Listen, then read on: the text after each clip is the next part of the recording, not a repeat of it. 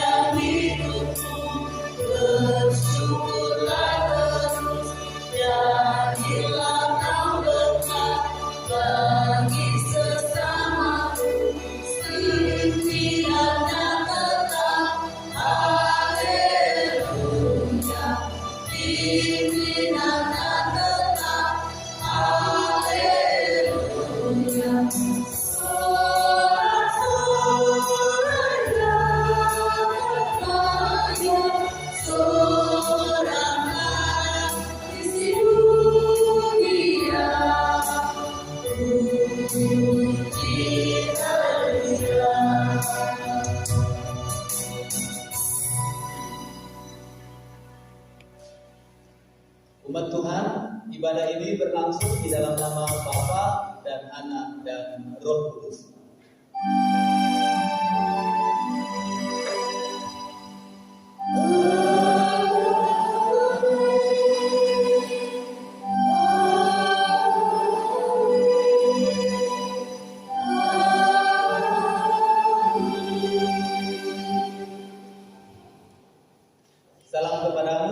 dari semua orang kudus, kasih karunia Tuhan Yesus Kristus menyertai kami dan menyertai juga.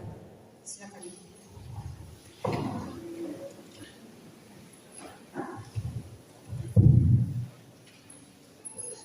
Ya, kita akan bermasmur dari Mazmur 16 ayat yang pertama sampai ayatnya yang ke-11.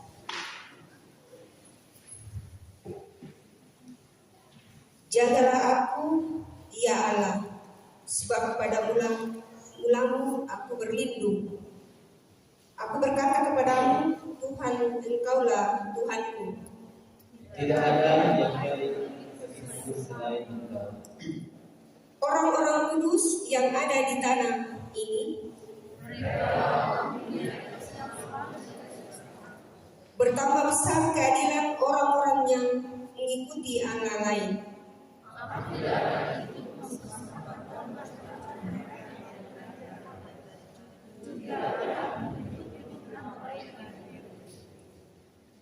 Ya Tuhan, Engkaulah bagian warisanku dan pialaku. Engkau sendirilah yang menentukan bagian yang diberikan kepadaku. Tali pengukur jatuh bagiku di tempat-tempat yang permai. Ya, di pusakaku menentukan bagiku. Aku memuji Tuhan yang telah memberi nasihat kepadaku. Ya, pada waktu malam hati nuraniku menyertai aku. Aku senantiasa memandang kepada Tuhan. Dan Dia berdiri di sebelah kananku, aku tidak goyah. Sebab itu hatiku bersukacita dan jiwaku bersorak-sorai. Bahkan tubuhku akan Dia dengan benar. Sebab Engkau tidak menyerahkan aku ke dunia, Dan tidak membiarkan orang musuhku melihat kebinasaan. Engkau memberitahukan kepadaku jalan kehidupan. Di hadapanmu ada sukacita berlimpah-limpah. Di tangan kananmu ada hikmat senantiasa. Amin. Kita sambung dari Mazmur 16.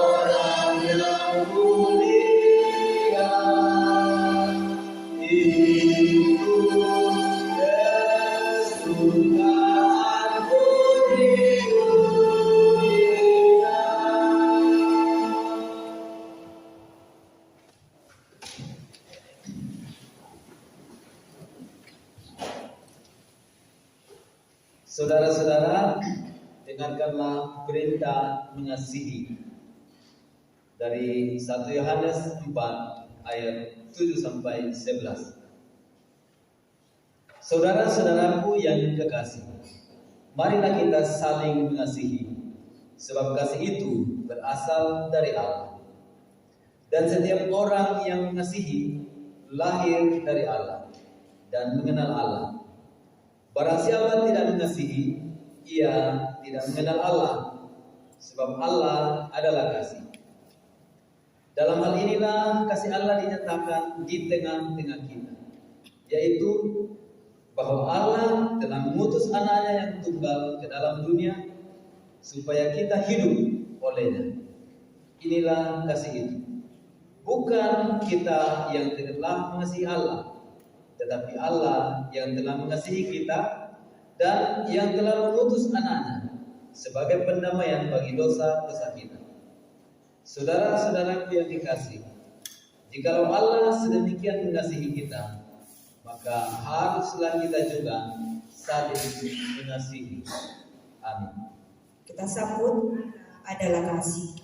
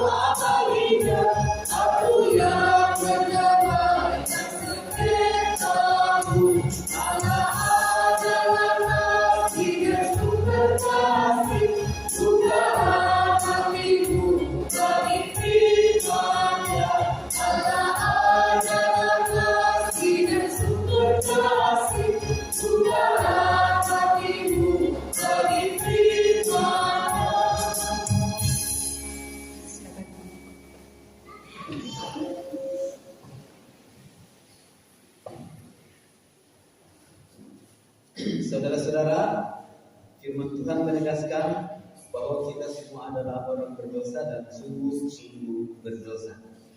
Marilah dalam kerendahan hati di hadapan Tuhan kita bersungguh-sungguh mengaku segala dosa kita dan segala pelanggaran kita.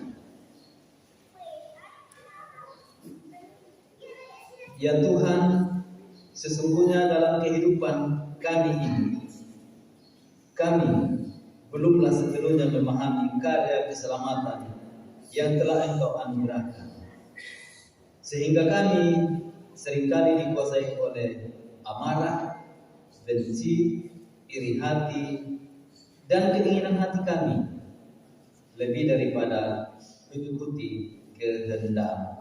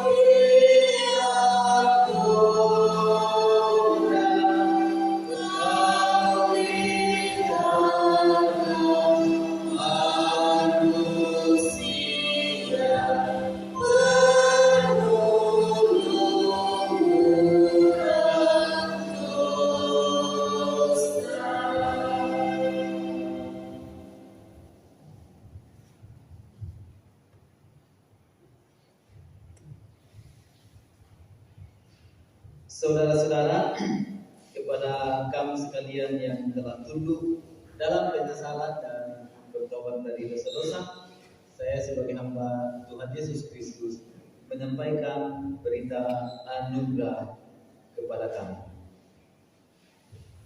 Dari Roma 3 ayat 22 sampai 23. Karena semua orang telah berbuat dosa dan telah kehilangan kemuliaan Allah, dan oleh kasih karunia telah dibenarkan dengan cuma-cuma karena penebusan dalam Kristus Yesus. Kita sambut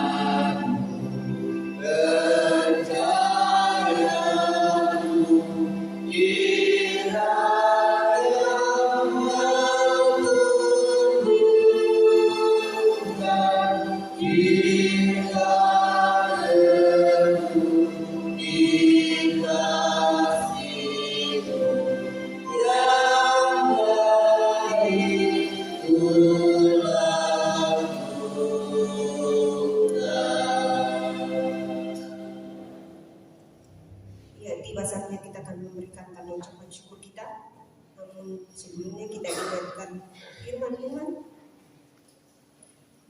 dari Mazmur 107 ayat yang ke-8 sampai ke-9. Biarlah mereka bersyukur kepada Tuhan karena kasih setianya, karena perbuatannya yang ajaib terhadap anak-anak manusia, sebab dipuaskannya jiwa yang dahaga dan jiwa yang lapar dikenyangkannya dengan kebaikan. Sambil membawa ucapan syukur, kita memuji Tuhan. Mari bersyukur semua.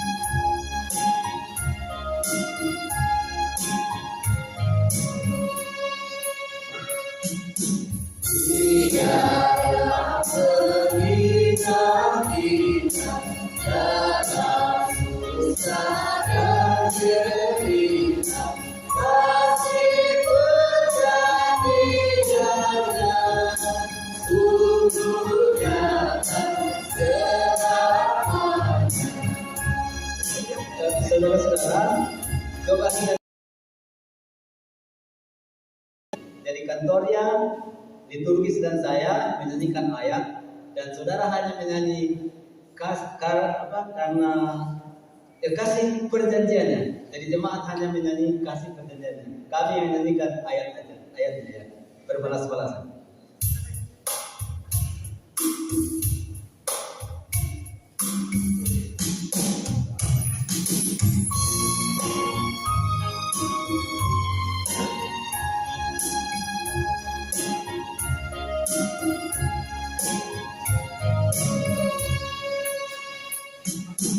Mari bersyukur semua atas kebaikan Tuhan, kasih perhatiannya,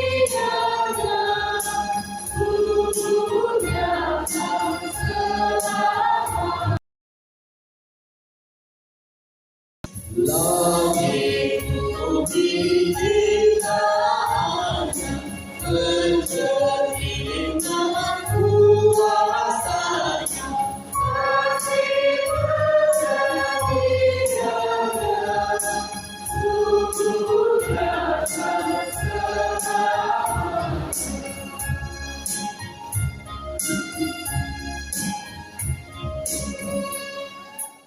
Umatnya dibebaskannya dan hidup bersejahtera, kasih perhatiannya, sungguhnya tak selama. Dia yang menghina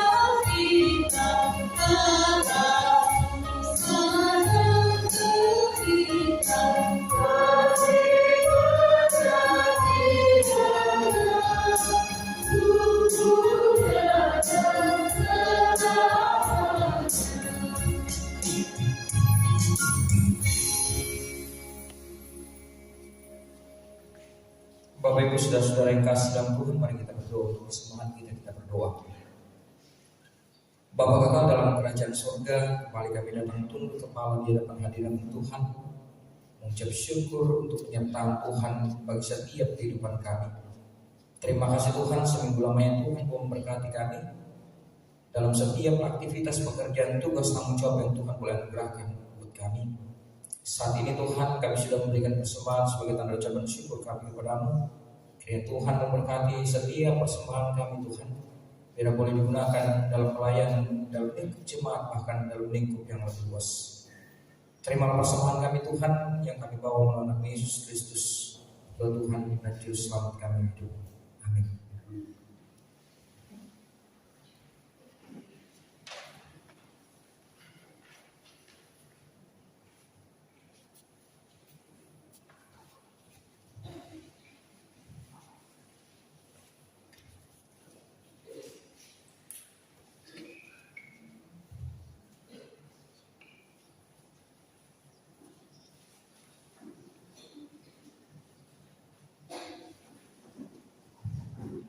Kita angkat pujian, ku dengar berkat-Mu turun.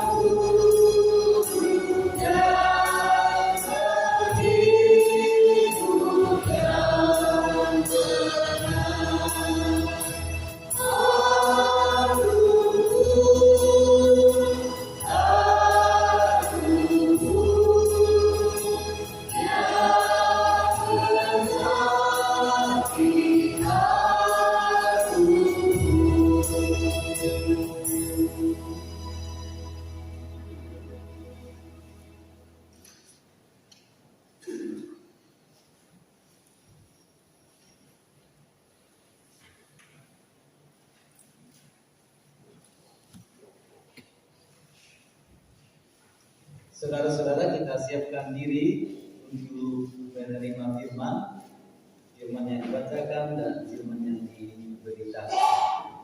Mari kita berdoa.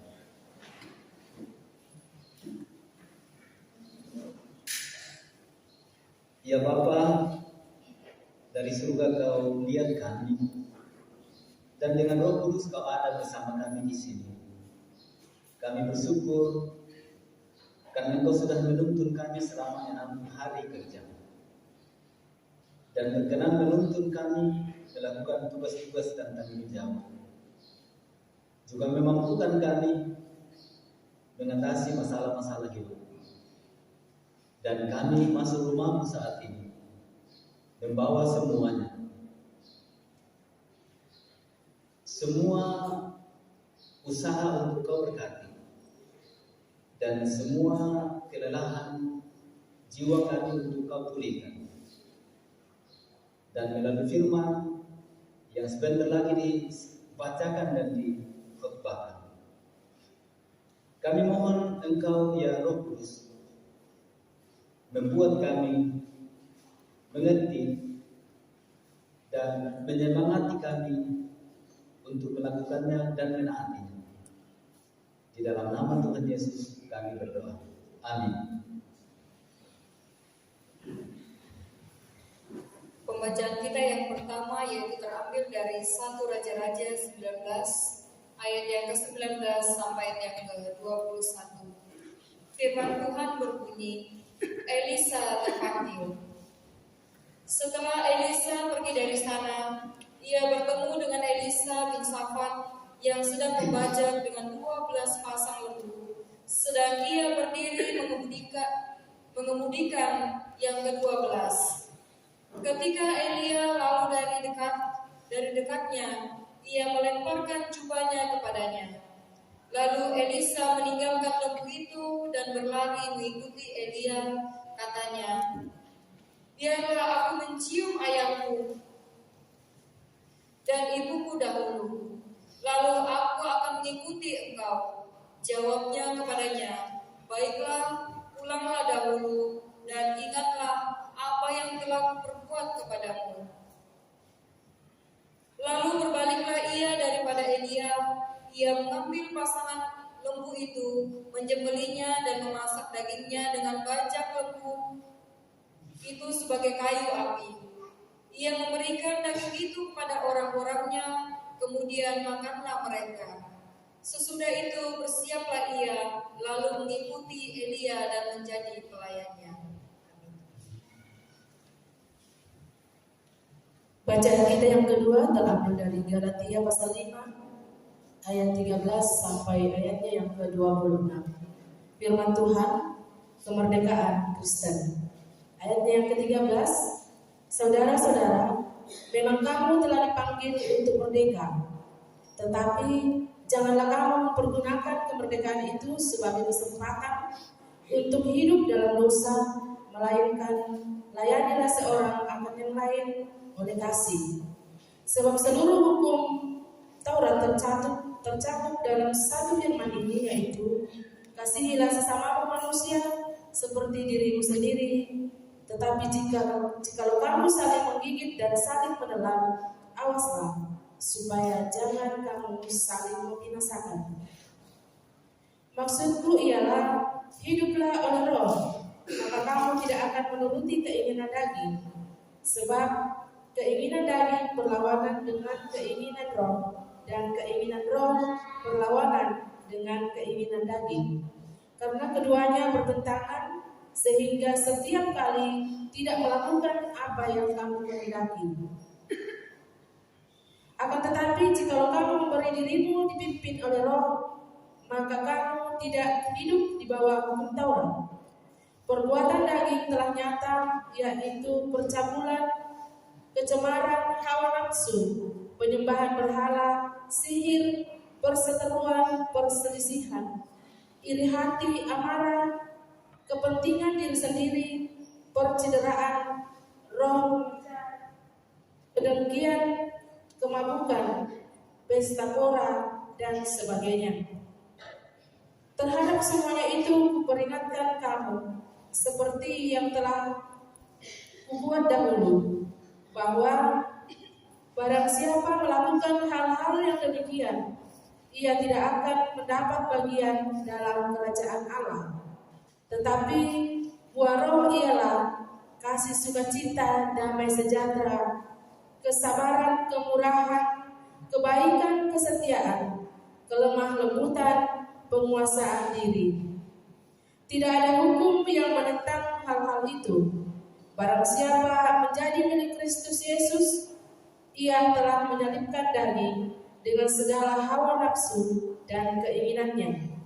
Jikalau kita hidup oleh Roh, baiklah hidup kita juga dipimpin oleh Roh. Dan janganlah kita gila hormat, janganlah kita saling menantang dan saling mendengki. Amin.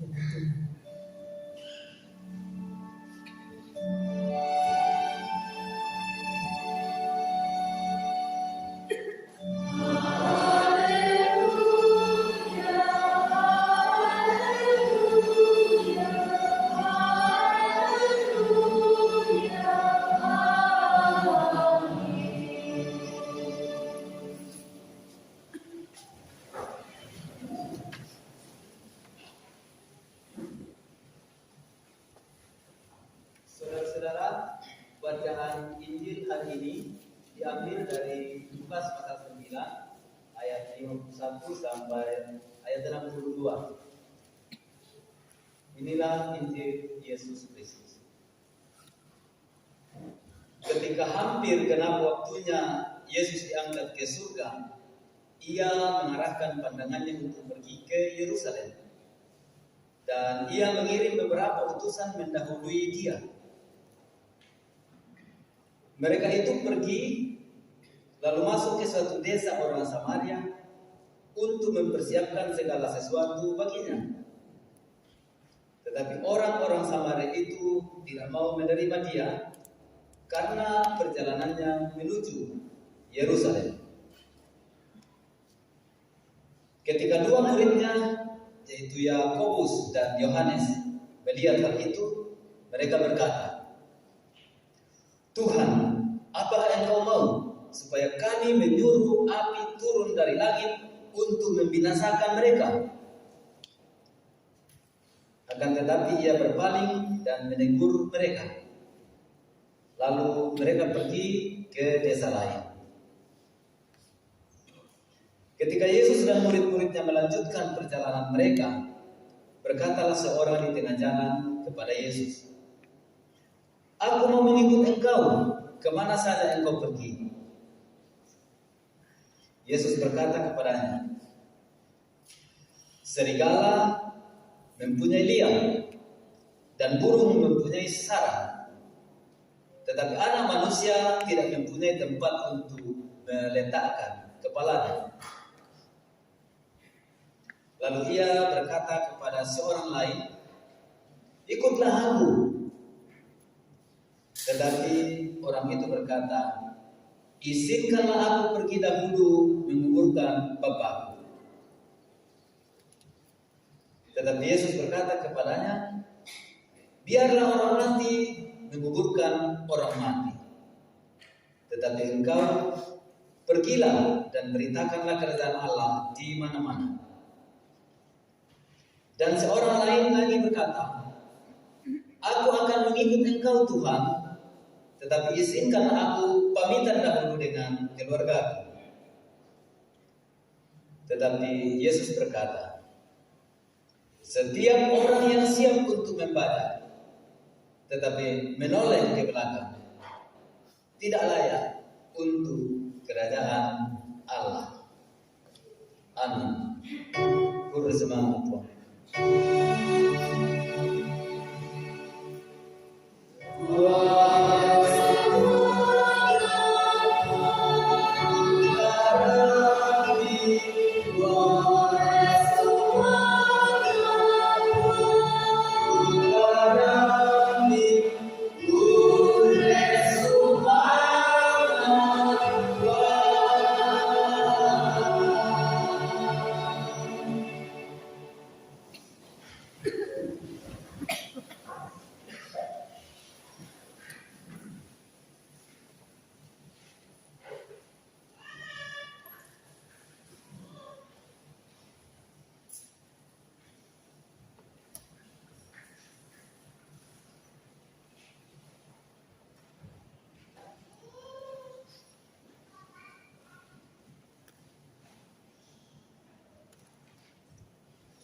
Saudara-saudara, selamat bertemu. Saya Pendeta Panggalon, Pendeta Gereja Toraja, nomor urut 201.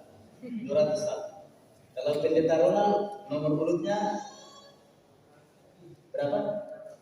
600. Berarti kami beda 400 ya. Dengan Pendeta Henry di Jota Perme tadi kami beda 600. Berarti memang sudah ada berapa generasi di situ. Saya umur 67 tahun sekarang dan jadi sudah emeritus, karena emeritus usia 60 tahun sudah emeritus kalau pendeta di Gereja Toraja. Beda dengan di gereja lain tidak kenal istilah emeritus, yang penting masih kuat melayani.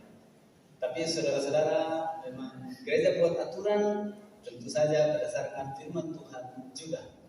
Dan saya menerima masa emeritasi dan emeritus itu dengan penuh sukacita, penuh kegembiraan. Karena terus terang saya seorang pendeta Gereja Toraja yang agak unik perjalanannya dibanding yang lain. Betul-betul saya tidak bercita-cita untuk menjadi pendeta. Saya ikut saja apa yang terjadi dan ternyata saya menjadi pendeta. Dan karena itu adalah anugerah semata-mata. Maka saya menjadi pendeta, saya usahakan untuk menjadi pendeta sepenuh hati. Saya berdoa menjadi pendeta sepenuh hati seperti itu. Saya menjadi pendeta sesudah MTH.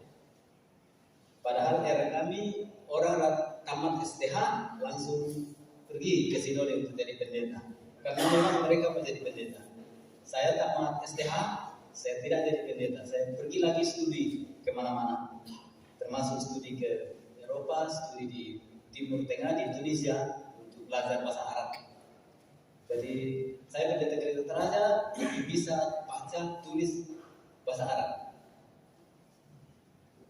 Ini adalah benar dan tidak perlu teman-teman Muslim marah kalau saya katakan. Saya yakin, saya pasti bahasa Arab saya pasti lebih baik dari mayoritas mutlak orang Muslim. Saya sangat yakin itu karena saya belajar khusus bahasa Arab. Dan juga saya sudah doktor sebelum usia 40 tahun. Jadi Tuhan mempersiapkan saya sedemikian rupa agak berbeda dengan yang lain-lain. Kalau generasi kami pasti di atas 40 tahun baru bisa studi entah MTH atau doktor teologi. Tapi Tuhan membuka jalan bagi saya untuk mengikuti jalan berbeda. Sudah doktor sebelum usia 40 tahun. Jadi berarti sebelum 40 tahun Tuhan sudah mempersiapkan saya, memberi banyak kepada saya, pengalaman, pengetahuan dan lain-lain. Sehingga sampai usia emeritus pun masih dituntut banyak. Kan rumus Alkitab, yang diberi banyak dituntut banyak, yang diberi sedikit dituntut sedikit. Kalau yang sedikit itu tidak diapa-apakan, diambil lagi. Ya seperti itu rumus yang kita dengarkan dari firman Tuhan. Jadi walaupun sudah emeritus, masih banyak sekali hal pelayanan yang saya lakukan.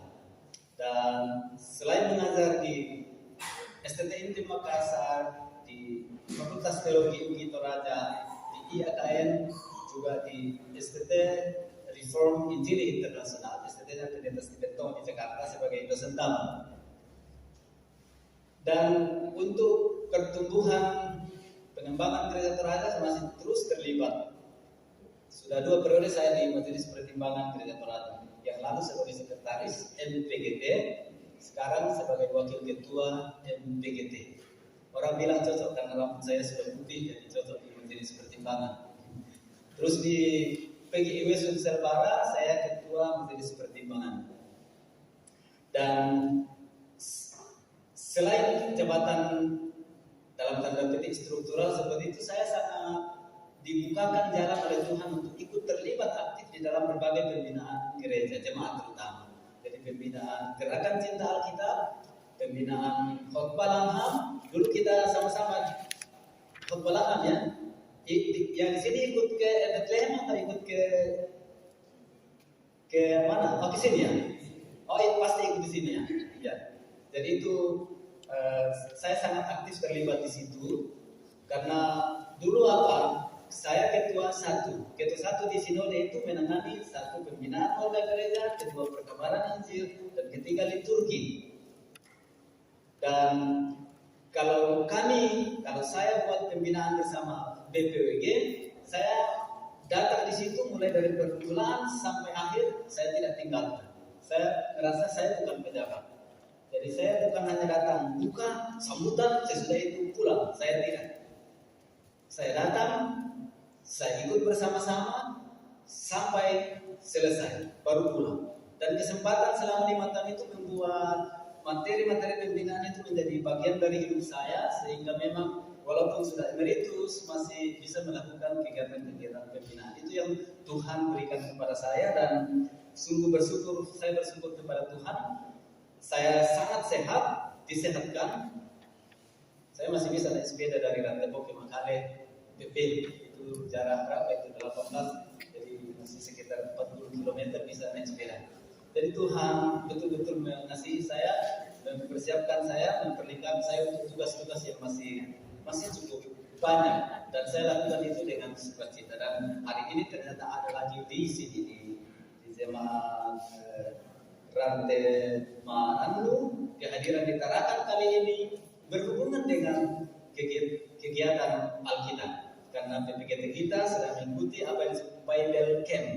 Nah, generasi muda ini memberi diri untuk menjadi pemuda-pemuda yang rajin baca Alkitab, menghormati firman Tuhan dan bisa menjadi alat Tuhan yang baik di pekerjaannya, di keluarga dan kehidupan sehari-hari. Nah, itu ada perkenalan dari saya, karena tentu sebagian belum mengenal saya, kecuali yang sudah ikut lama dulu sudah mengenal. Nah, saudara-saudara, tadi kita disuguhi dengan 4 bacaan. Satu dari Mazmur 16, kemudian dari 1 Raja-Raja 19, lalu dari Galatia 5, dan dari Lukas 5. Dan di seluruh jemaat gereja Teraza hari ini, 4 bacaan itu bahkan firman Tuhan diberitakan melalui topik yang sama, yaitu menyalibkan keinginan daging. Itu tema di seluruh gereja Teraza hari ini, menyalibkan keinginan daging. Saya ajak saudara-saudara untuk sedikit berpikir. Kalau saya tanya, apa yang saudara pahami? Kalau saya katakan menyalibkan keinginan daging, coba direnungkan apa yang saudara paham. Apa artinya itu menyalibkan keinginan daging?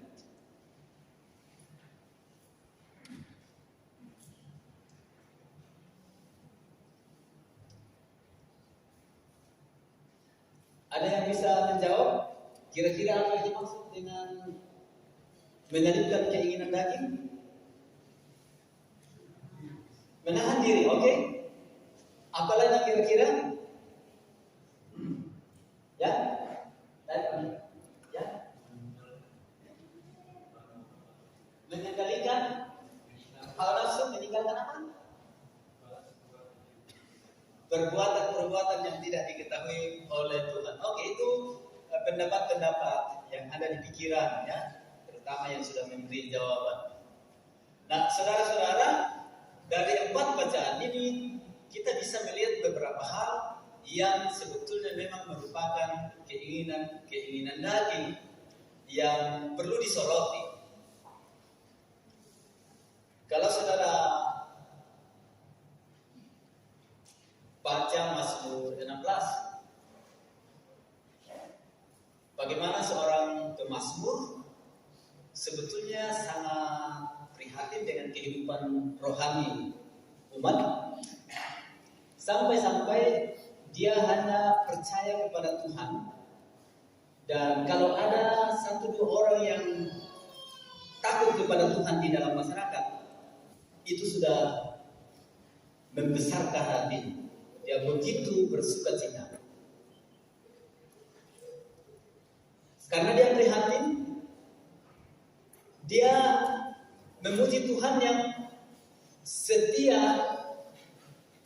memberi nasihat kepada Tuhan itu. Dia katakan, aku senantiasa memandang kepada Tuhan.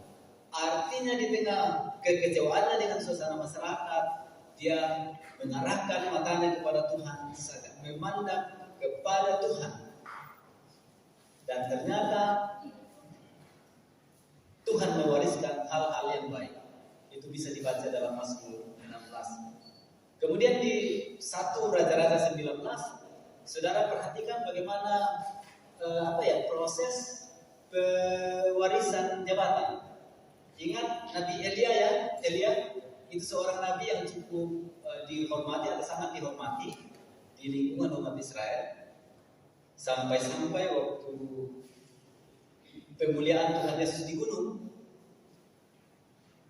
ada Petrus, Yohanes dan Yakobus menemani Yesus di gunung itu.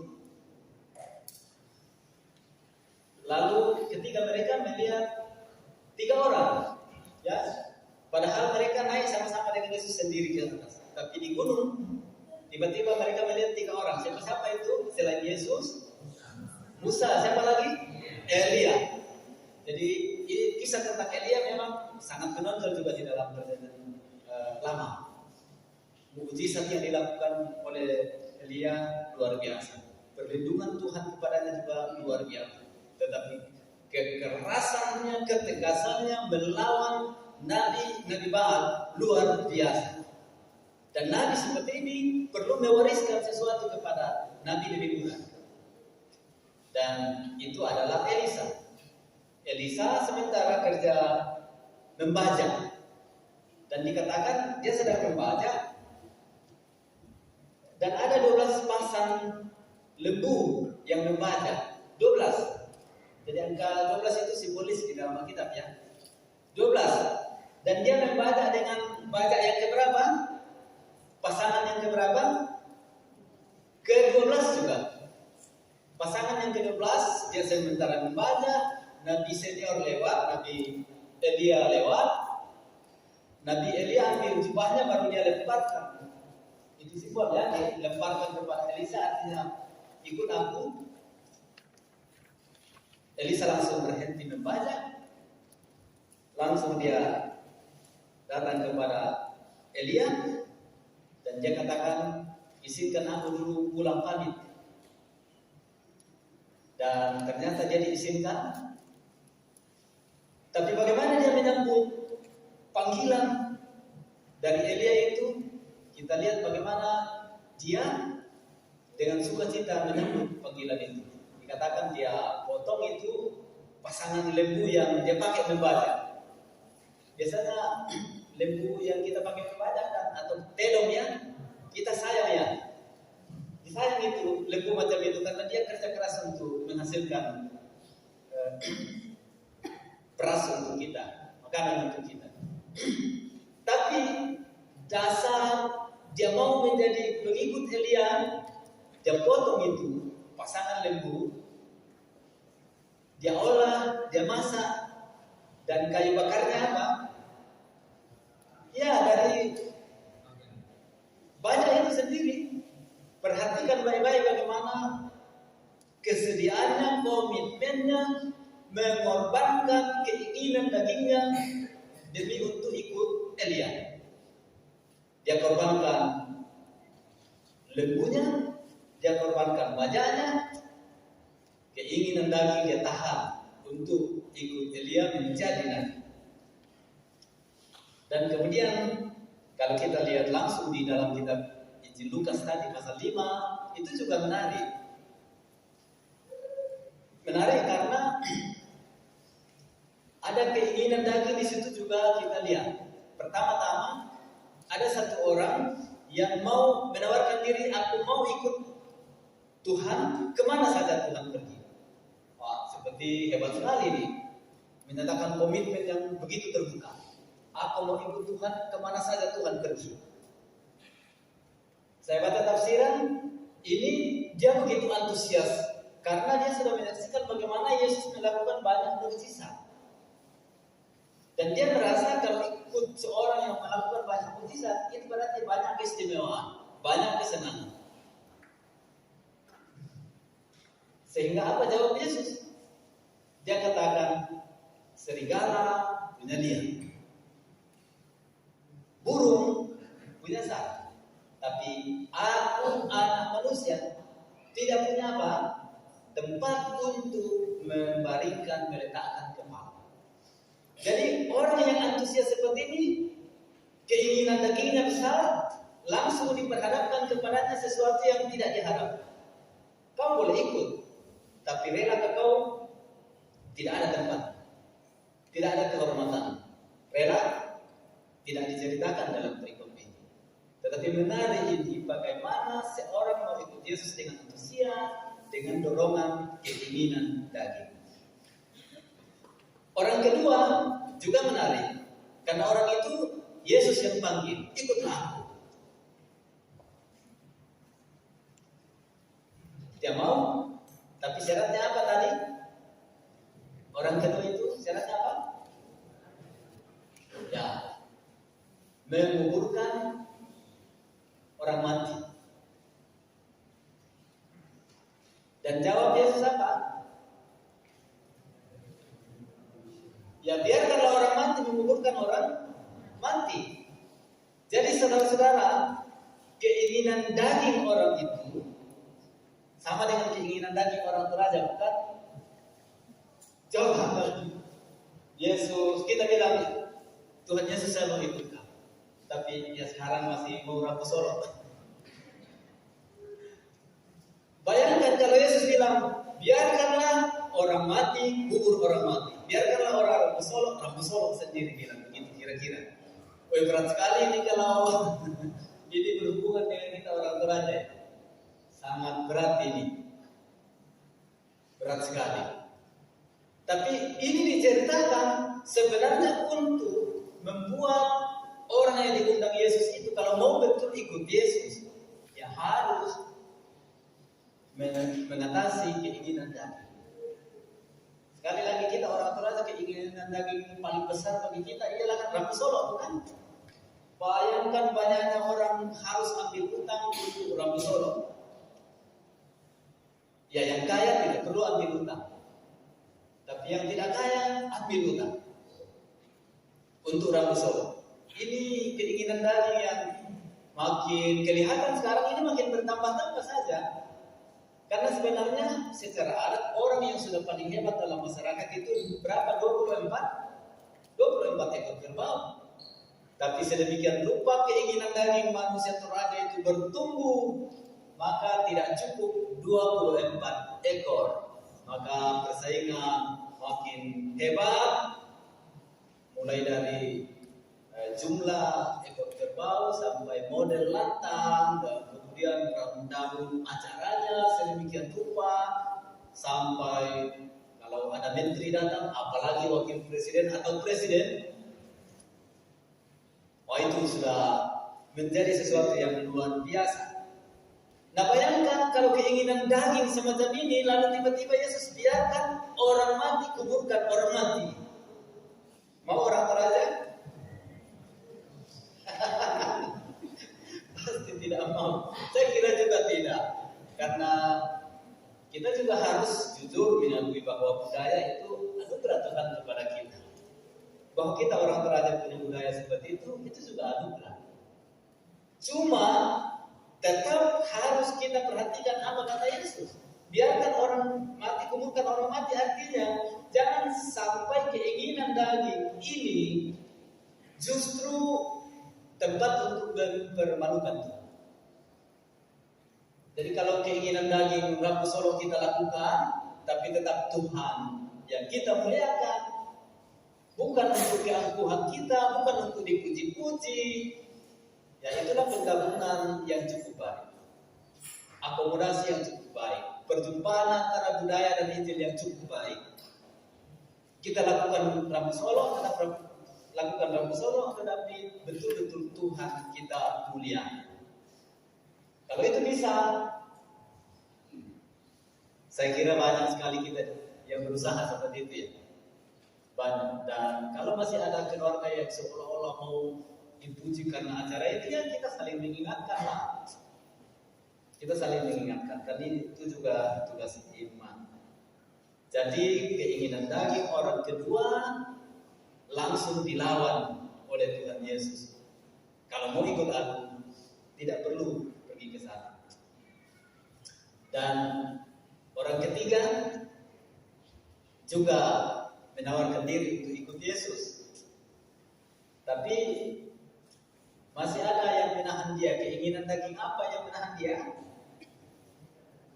Pamit ya, pamit sama orang tua. Etika, sopan santun.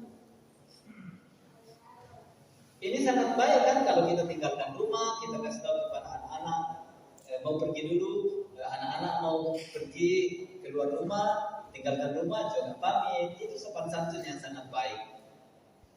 Tapi saudara-saudara, mengapa justru etika di sini yang diajukan oleh orang itu sebagai alasan ditolak oleh Tuhan Yesus? Orang yang siap membaca tidak layak untuk kerajaan Allah. Itu jawaban Yesus. Artinya kalau kau mau ikut, tidak ada alasan. Ikut tanpa pertimbangan. Jadi kita lihat seperti contoh Elisa tadi, ikut tanpa pertimbangan. Kita lihat seperti 12 murid Tuhan Yesus dipanggil Yesus, ikut aku, langsung ikut tanpa pertimbangan. Tinggalkan keinginan daging, tinggalkan zona nyaman. Mereka ikut tanpa pertimbangan. Kalau begitu kita menyaksikan dalam bacaan-bacaan tadi bagaimana keinginan daging satu pihak bisa diatasi ya, tapi ada juga yang tidak bisa diatasi. Dan khusus karena khotbah ini didasarkan pada perikop yang ketiga tadi dari Galatia 3 tadi, itu didasarkan dari perikop Galatia. Tekanan di dalam Galatia pasal 3 ini, saya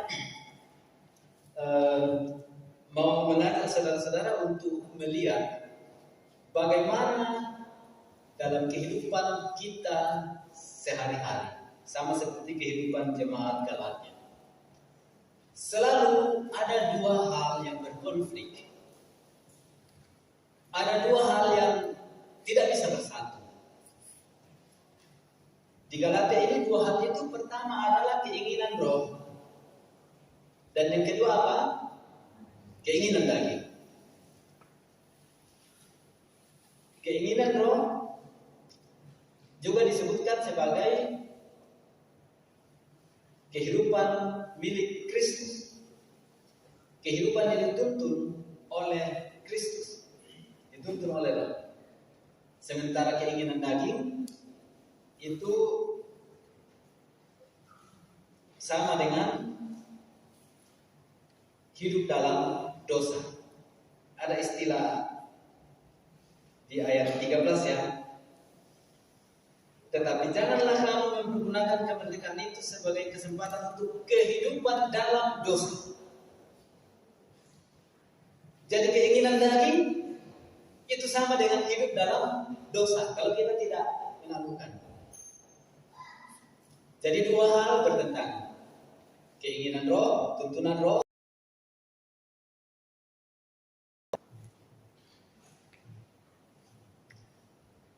Pertama-tama perlu dijelaskan dalam ayat tentang kamu sudah merdeka. Merdeka dalam arti apa? Sudah dibebaskan oleh Yesus Kristus dari berbagai aturan Taurat yang berat.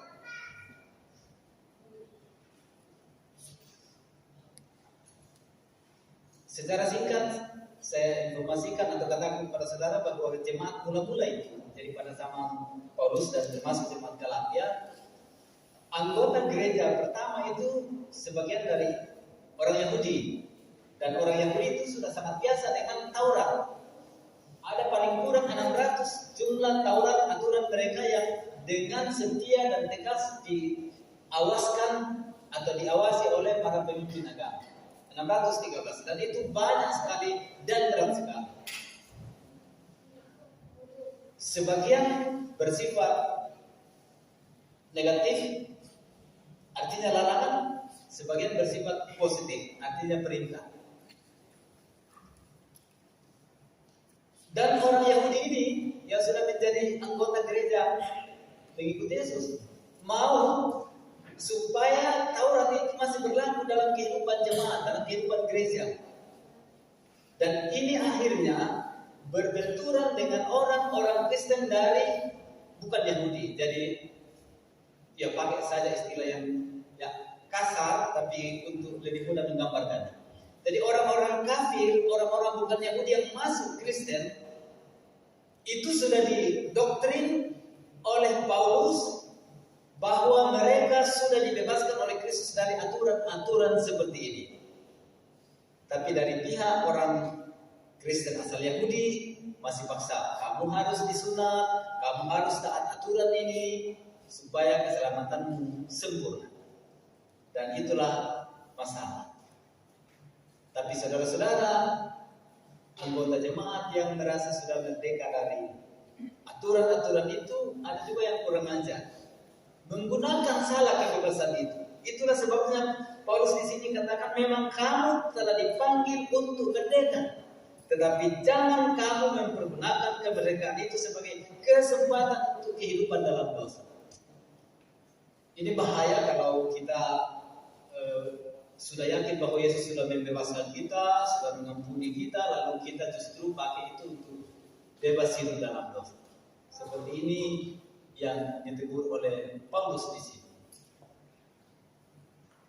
Hidup dalam dosa, tetapi hidup dalam dosa bukan hanya dosa tertentu, tetapi lebih pada secara keseluruhan.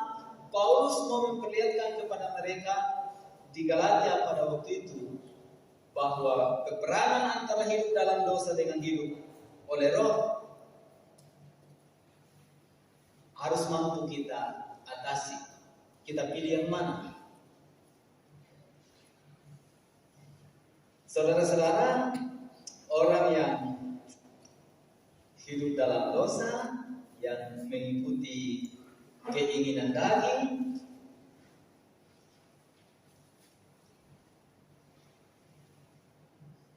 coba saudara ingat, apakah ada dosa yang tidak enak? Ada dosa yang pahit? Itu ada akibatnya yang pahit. Tapi ketika sedang buat dosa, nampaknya rumus dosa ialah semua dosa itu enak. Coba tanya penjudi. Kan mereka bilang hobi, tuh. Hobi artinya menyenangkan.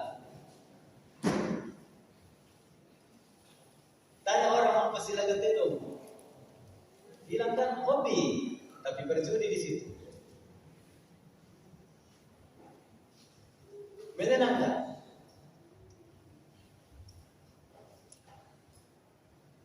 Justru karena boleh dibilang semua dosa itu enak,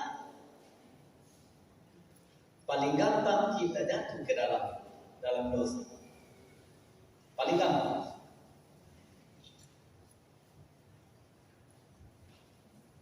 Tapi kalau kita diperhadapkan dengan ajaran Yesus, itu menjadi beda lagi.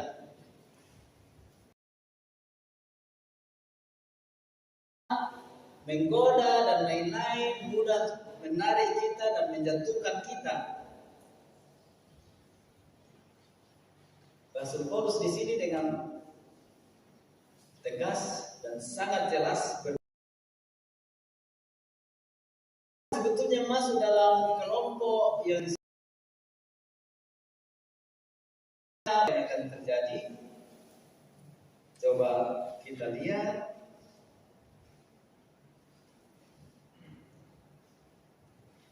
di dalam bacaan kita tadi, orang-orang yang tidak bisa mengatasi keinginan daging itu saling menggigit, saling menelan, saling membinasakan, saling menantang, saling mendengki. Itu yang terjadi kalau orang dikuasai oleh perbuatan daging. Atau secara terang benderang dalam ayat 19 sampai 21. Secara terang benderang perbuatan daging itu dikatakan di sana. Dikatakan sangat nyata. Apa-apa katanya perbuatan daging di ayat 19 sampai 20?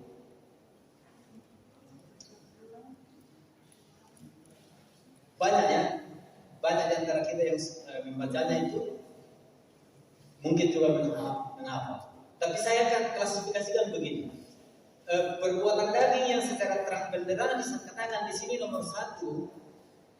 Sekali lagi karena dosa itu sepertinya tidak ada yang pahit, nanti akibatnya yang pahit. Yang satu ialah dosa seksual, jadi kata-kata seperti percabulan, kecemaran, dan hawa nafsu.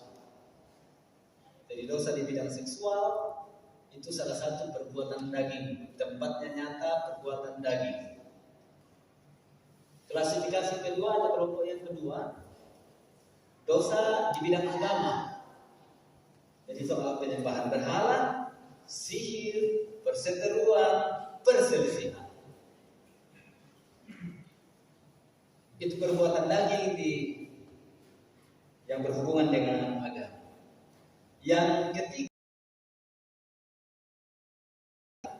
keinginan daging yang berusaha hubungan sosial. iri hati, amarah, egoisme, kepentingan diri sendiri, percideraan, roh pemecah, toma pasiroso.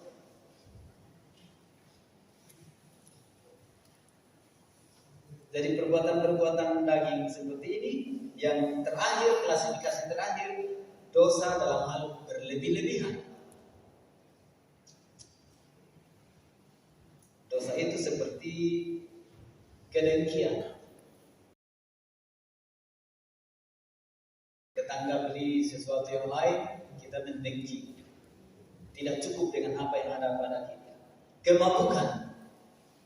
Memang minum tuak, minum anggur sebetulnya itu baik, tidak apa-apa. Tapi berlebihan minum, mabuklah.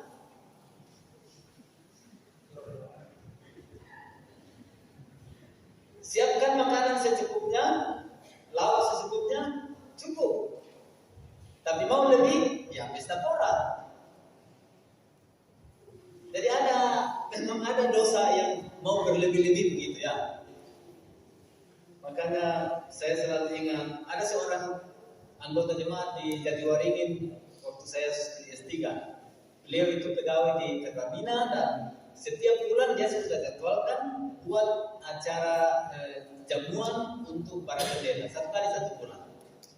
Lalu kalau kita sempat kita pergi. Tapi selalu ada pendeta yang datang. Yang saya ingat, setiap kali kita sudah berdoa, maka berdiri di depan meja lalu dia katakan, bapak-bapak dan ibu-ibu, segala sesuatu sudah tersedia. Tapi ingat, segala sesuatu ada batasnya. Ya, beliau bermain, tetapi maksudnya secukupnya saja. Tidak usah pesta pora. Secukupnya saja, tidak usah pesta pora. Jadi keinginan daging yang selalu menggoda kita dan mudah kita jatuh, soal seksual, soal penyembahan, soal dosa sosial, soal iri hati dan lain-lain, mau yang berlebih-lebih, serba lebih. Dan semuanya itu sebetulnya tujuannya adalah memenuhi keinginan, memenuhi hawa nafsu. Semuanya itu untuk memenuhi hawa nafsu. Dan saudara-saudara, Rasul Paulus mengelompokkan itu sebagai itulah bagian dari yang disebut keinginan daging dan kehidupan di dalam dosa.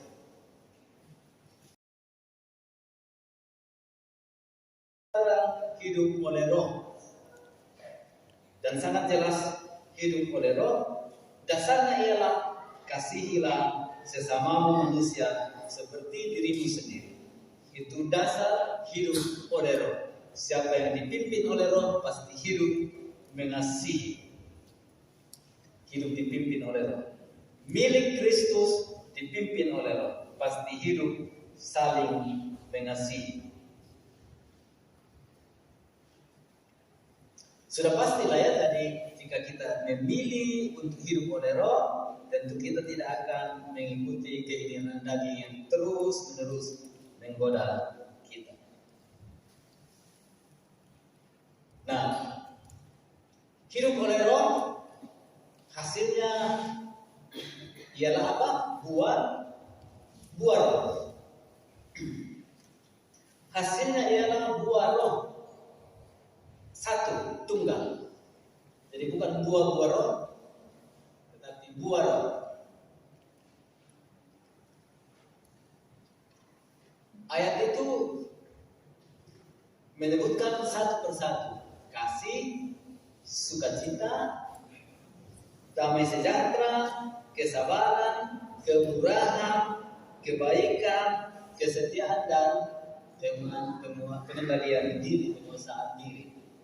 Dihafal itu di sekolah minggu dan kita kasih, sukacita, damai sejahtera, kesabaran, kemurahan, kebaikan, kesetiaan, kelemah lembutan, dan kekuasaan diri.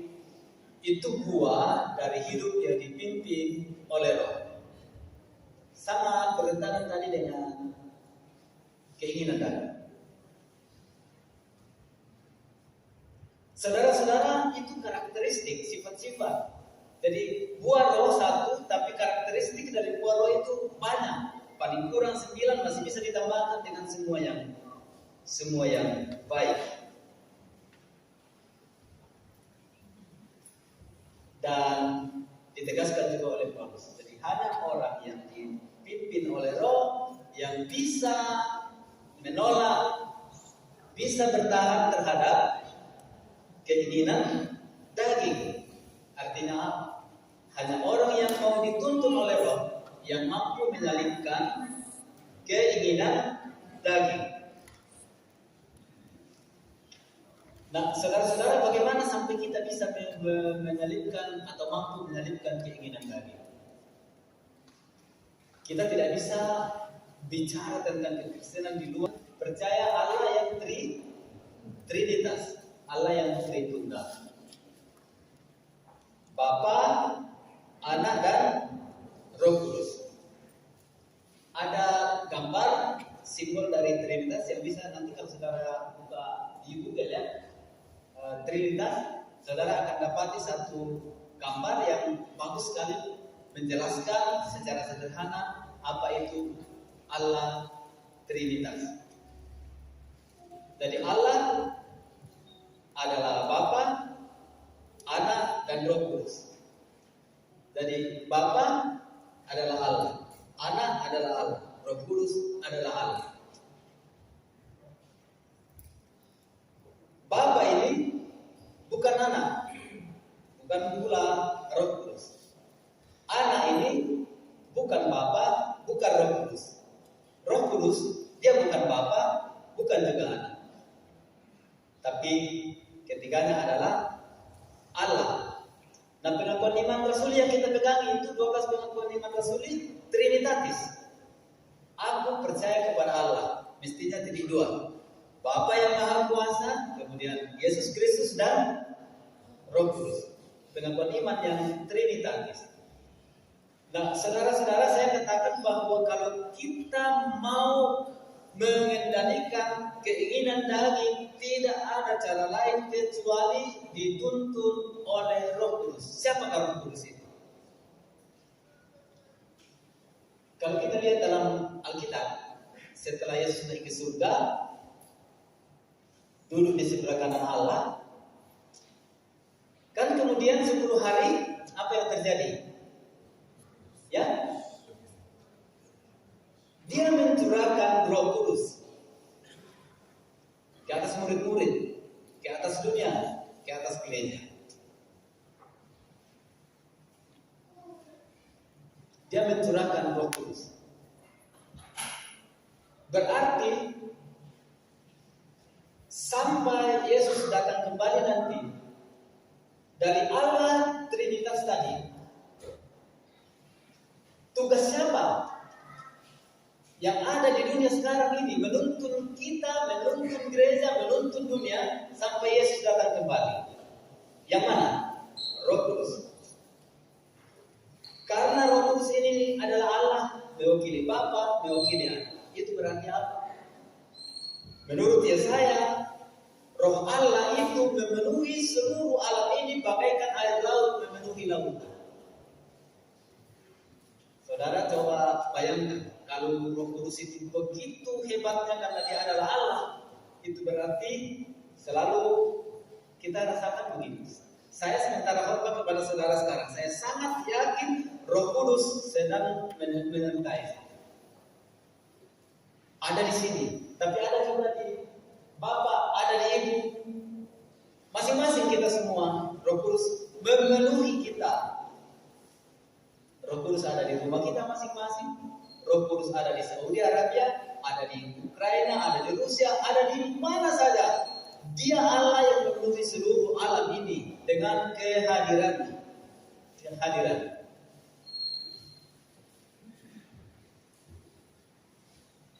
Salah satu pengalaman yang tempatnya kita mengasah iman kita ialah kalau naik pesawat ya. Kalau saudara naik pesawat sudah goyang-goyang pesawat, perasaannya bagaimana? Mulai takut ya. Nah, saya pengalaman pribadi saya tentang naik pesawat. Pokoknya kalau sudah disuruh siap-siap, karena kita mau take off, tinggalkan landasan. Kalau pesawatnya sudah mulai perlahan-lahan, makin cepat, itu di doa saya itu langsung saya membayangkan dan merasakan begini. Di pesawat ini ada Roh Kudus, di luar ada Roh Kudus, di roda pesawat ini ada. Jadi langsung saya merasakan bahwa terbang di udara, kita terbang bersama Roh Kudus. Kalaupun ada apa-apa dan kecelakaan, saya sangat yakin saya tidak hilang, karena Roh Kudus ada di situ. Saya selalu menguatkan iman saya dengan perasaan begitu, karena untuk apa kita percaya kepada Allah yang hanya ada dalam ibadah? Untuk apa kita percaya kepada Allah yang tempatnya hanya di suatu tempat tertentu kalau kita semuanya harus menghadap? Tidak. Allah kita, Allah yang maha kuasa, Dia maha tahu, maha hadir, maha melihat, maha mendengar. Saya tidak tahu bagaimana hati saudara mendengar khotbah, tapi saya sangat yakin Roh Kudus sedang melihat hatimu, merasakan perasaanmu. Kalau sedang bosan, pasti Dia tahu kau bosan. Kalau sudah merasa terlalu lama, pasti Dia tahu sudah terlalu lama. Tapi sejauh ini, saya merasa saudara sedang mengalami kehadiran Roh Kudus karena mendengar apa yang sedang saya katakan. Saya berkhotbah ini berhari-hari sudah saya berdoa. Tadi waktu kami menuju dari Jakarta Permai, saya mendoakan supaya Roh Kudus ada bersama saudara. Kata-kataku ini begitu sederhananya, begitu terbatasnya. Dalam arti tertentu saya begitu kaku untuk berbicara. Tapi keterbatasan saya ini kalau diubah oleh Roh Kudus di dalam hatimu, ketidakmampuan saudara untuk mengerti, pasti ada sesuatu yang saudara peroleh dari khotbah saya. Benar? Sebentar lagi saya bilang amin, saya berhenti bicara. Tapi ada yang tidak akan pernah berhenti bicara di hatimu, yaitu Roh Kudus. Mungkin akan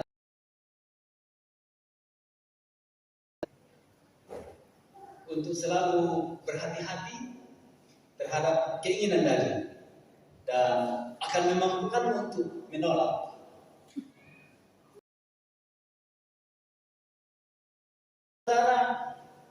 Kehadiran Roh Kudus yang menuntut kehidupan kita orang percaya.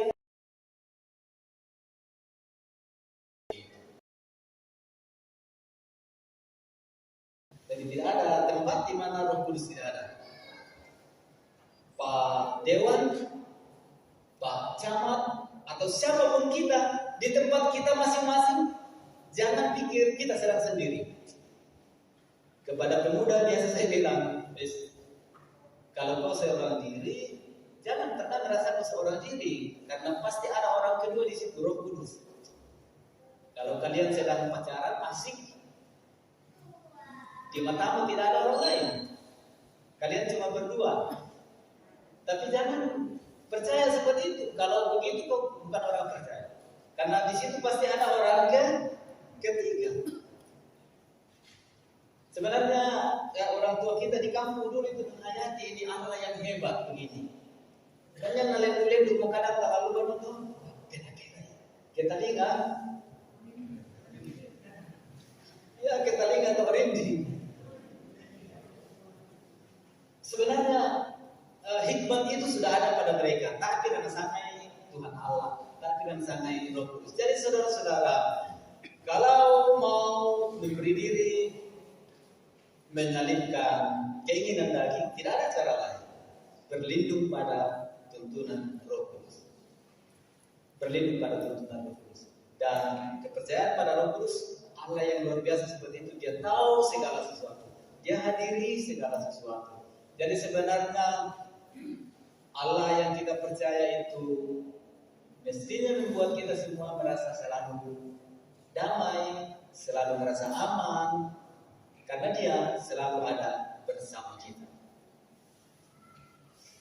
Kita masuk dalam 1 saat itu silakan renungkan betapa hebatnya kuasa Roh Kudus itu menuntun kita, dan mari renungkan betapa tidak mampunya kita menyelipkan keinginan tadi. Tapi kita percaya Roh Kudus akan memampukan kita. Mari masuk dalam waktu teduh.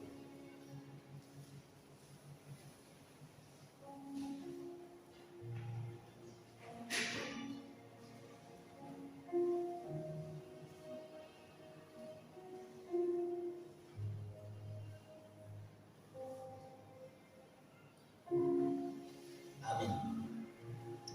Kalau tidak salah ada yang tadi. Oh ya, PPGT pertanyaan atau warna? Oh, PPGT dulu ya. Ayo PPGT silakan memuji Tuhan.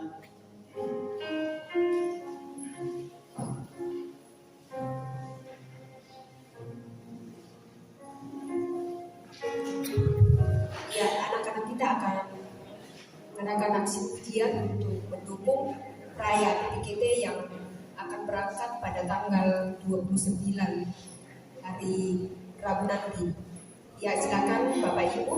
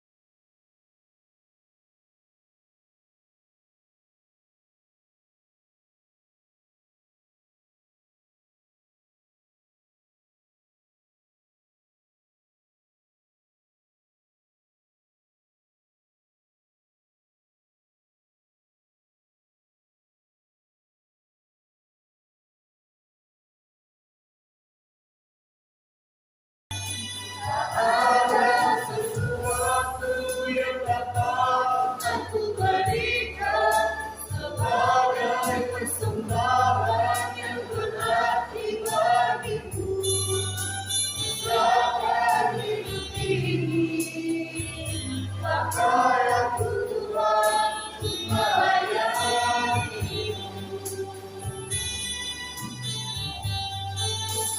Serahkan hidup ini, pakai aku Tuhan, melayanimu.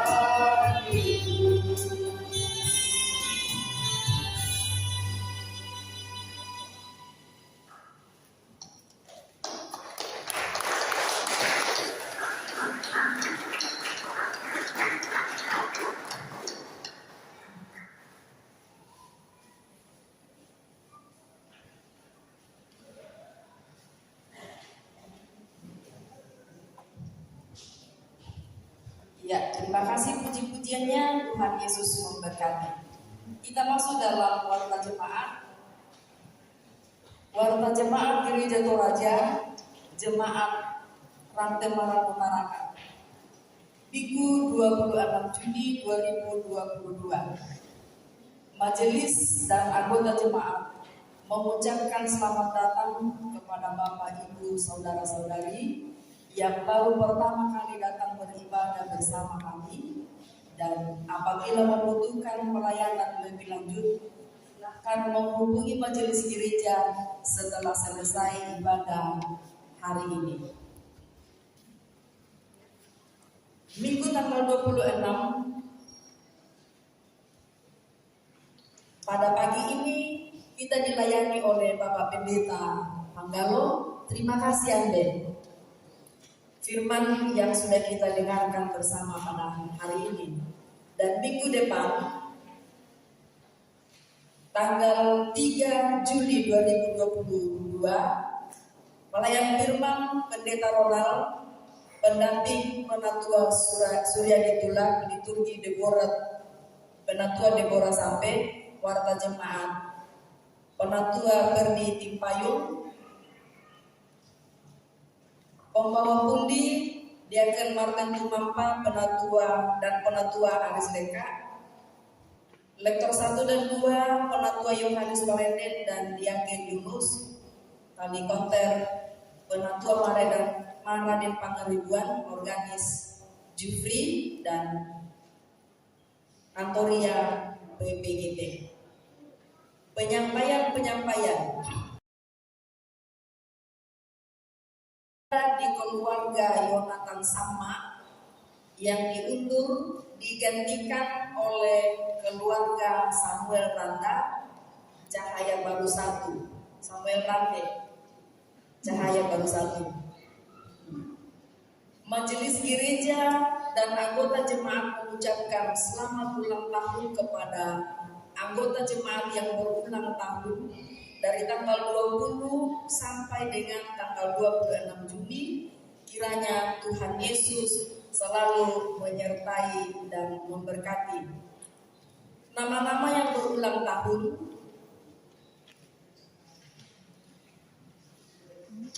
Juni Yohanes Rondong, Iku Rampe, Gebi Natalia, Murniani Sandoe, Maria Bayu, Sriani Limbo, Yuki, Jurike Gilang, Virginia Kaila Karistabel, Sunaldi Purwanto, Juniati Deborah, Junestor Menggala, Osilto Suryanti Lisa. Ibadah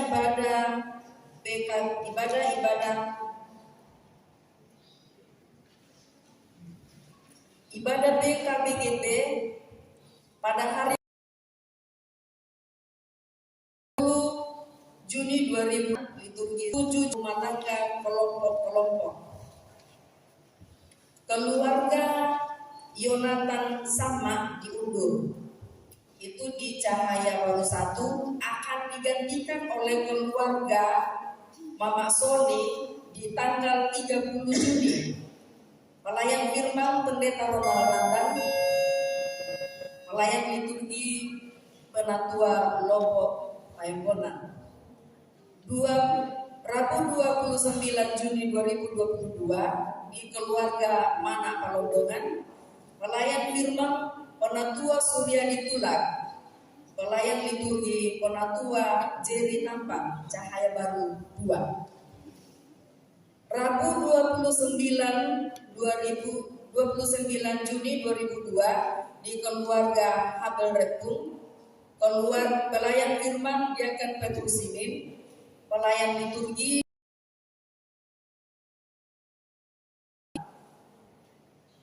Selanjutnya Rabu 29 Juni 2022 keluarga Elias Mandaso sudah terlaksana. Selanjutnya keluarga Yonatan Tolan sudah juga terlaksana. Ibadah PWGT.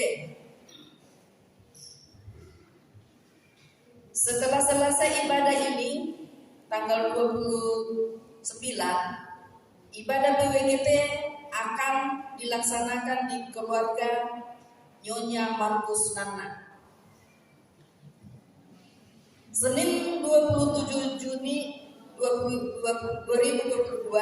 di Nyonya Peter Padatu, pelayan firman Mariani Sambu, pelayan liturgi Tabita Masang, dan sebagai MC Desi Toyang. Alamat agama Sabtu 2 Juli 2002 di Nyonya MB Toning, pelayan firman Ibu Rika Sanda, pelayan liturgi Ibu Desi Toyang, MC Ibu Marse Tony. Alamat Cahaya Baru 1. Marando 2, Senin 27 Juni 2022 di Nyonya Elia Rombe dan Nyonya Server, pelayan firman Nyonya Yulianti Kumbungan, pelayan liturgi Nyonya Laharita, MC Ibu Agustina Pasang. Alamat SMP 8. Sabtu 2 Juli 2022 di keluarga Markus Rombe, pelayan firman Pendeta Ronald Randang, pelayan liturgi Ibu Luciana, alamat SMP 8. Ibadah PPGT Selasa 28 Juni 2022 bertempat di rumah Saudara Benyamin Tarsal, pelayan firman Meti Londo, pelayan liturgi Harika, pemain musik Eben Rombe. Alamat SMP 8. Sabtu 2 Juli 2022 ibadah hari ulang tahun siapa ini? Pelayan firman Rahayana, pelayan liturgi Odi, pemain musik Femi Musa.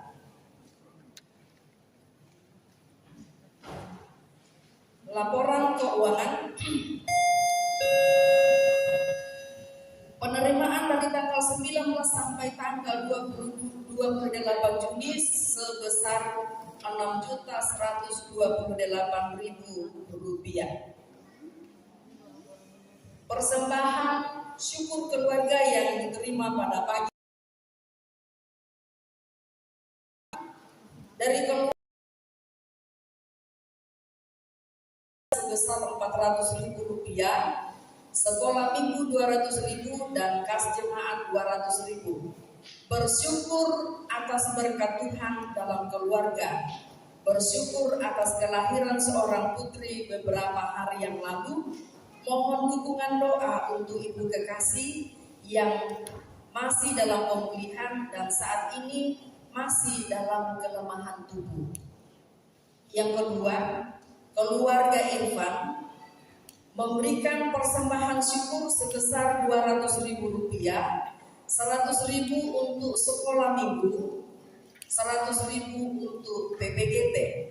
Bersyukur atas berkat-berkat Tuhan yang boleh dialami dalam keluarga, usaha keluarga, anak-anak yang naik kelas. Keluarga Luther Lumba bersyukur sebesar Rp300.000, mengucap syukur atas berkat Tuhan. Anak Nata lulus SD, Jojo dalam pertumbuhan dan telah sembuh dari sakit beberapa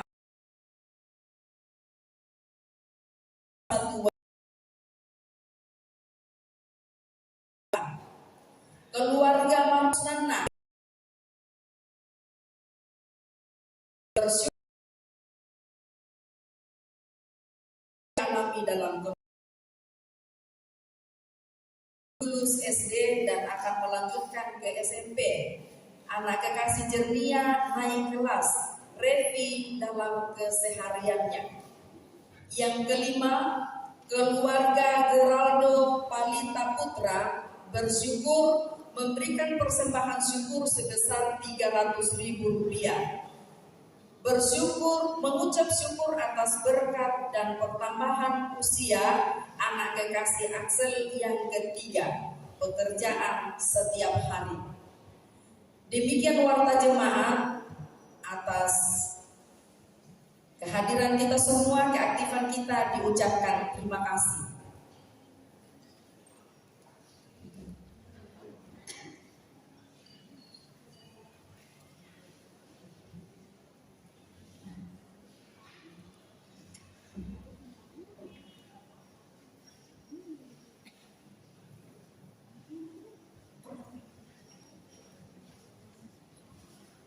Saudara-saudara, kita akan masuk doa syukur dan doa syafaat yang masuk dalam daftar atau informasi yang sampai ke majelis untuk kita doakan. Tadi sudah disebutkan.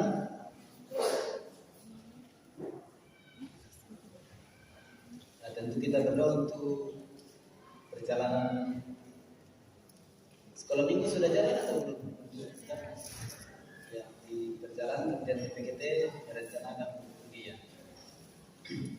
Mari kita masuk dalam doa syukur dan doa syafaat.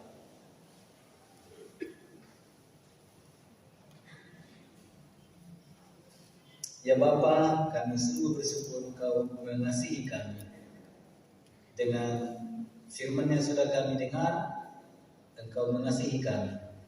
Dan kami berdoa Engkau ya Roh Kudus akan terus hadir bersama kami, sehingga kami mampu hidup di bawah tuntunan-Mu dan mampu menyalipkan keinginan-keinginan daging dalam kehidupan kami. Kami sebagai ayah, ibu, dan anak-anak mohon perlindungan-Mu untuk melaksanakan tugas tanggung jawab masing-masing sepanjang minggu.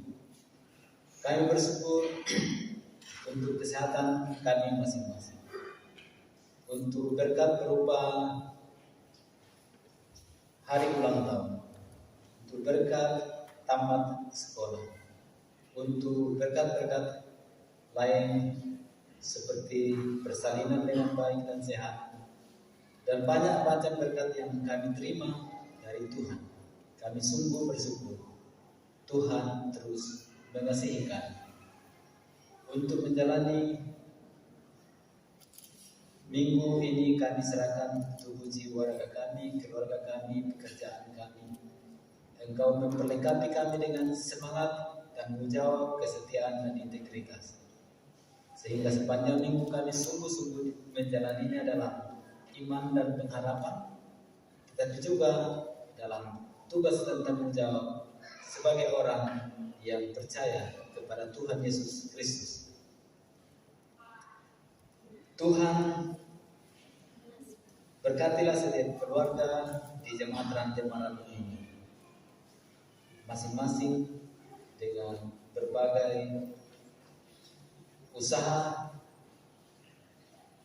pekerjaan, dan mungkin juga salib yang harus mereka pikul. Berkati pertumbuhan anak-anak semuanya, buat mereka bertumbuh dengan baik dan sehat. Berkati anak-anak kami di bangku pendidikan, khususnya selama bulan liburan ini. Buatlah anak-anak kami menemukan diri dalam keadaan yang baik dan sehat dan belajar bertanggung jawab. Anak-anak kami yang mungkin jauh dari kami, menuntut ilmu, mencari pekerjaan, kami doakan secara umum kepada semua generasi muda di jemaat ini. Kami doakan beri masa depan yang dirahmati untuk mereka semua. Keluarga kami yang jauh juga kami doakan, Engkau menyertai juga mereka di sana. Orang tua kami yang sudah lanjut usia, kami doakan buat hidup mereka tetap damai. Dan kami sebagai generasi muda yang masih kuat merawat mereka dengan cinta kasih. Tuhan berkati setiap bentuk pelayanan majelis, pengurus OIG sepanjang minggu. Buka hati, buka rumah tempat pelayanan itu dilakukan, dan Engkau Roh Kudus hadir bersama pelayan dan semua yang hadir di setiap kegiatan. Anak-anak sekolah minggu itu sedang menuju ke Toraja untuk Jambore Nasional, tuntut sampai tiba dengan selamat dan selamat kegiatan, bahkan antar mereka pulang dengan selamat ke sini. PPGP yang juga sementara bersiap untuk pertemuan raya, kami doakan juga semua yang mereka perlukan Tuhan siapkan. Kami tahu semua kegiatan ini akan membuat mereka makin dekat kepada Tuhan.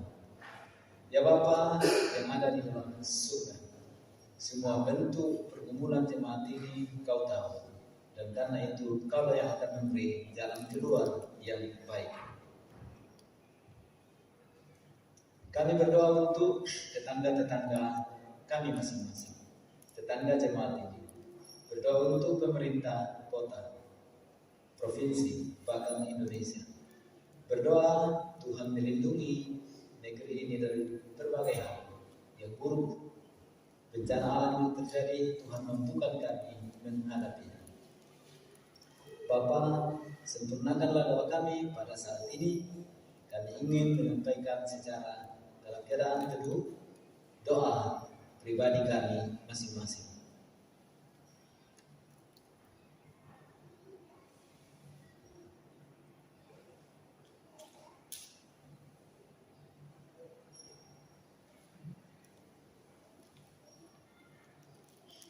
Ya Bapa, Kau yang maha tahu, maha hadir, membaca semua yang belum sampai kepadamu.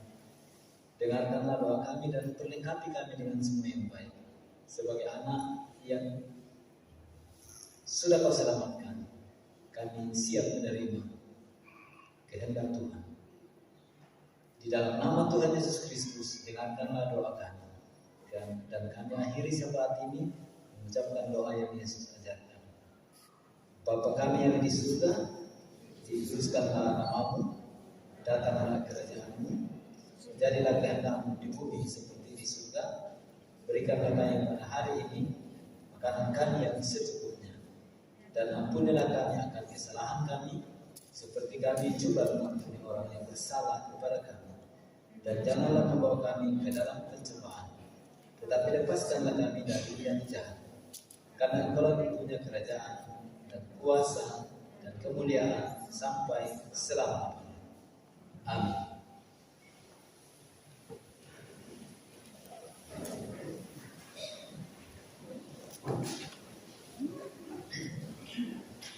Umat Tuhan, tanggung jawab kita sebagai orang berdosa yang sudah dianugerahi pengampunan ialah kita terus hidup dalam kehidupan yang baru.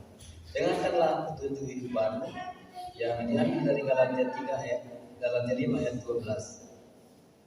Saudara-saudara, memang kamu telah dipanggil untuk merdeka, tetapi janganlah kamu mempergunakan kemerdekaan itu sebagai kesempatan untuk kehidupan dalam dosa, melainkan layanilah seorang akan yang lain oleh kasih. Lawanlah godaan.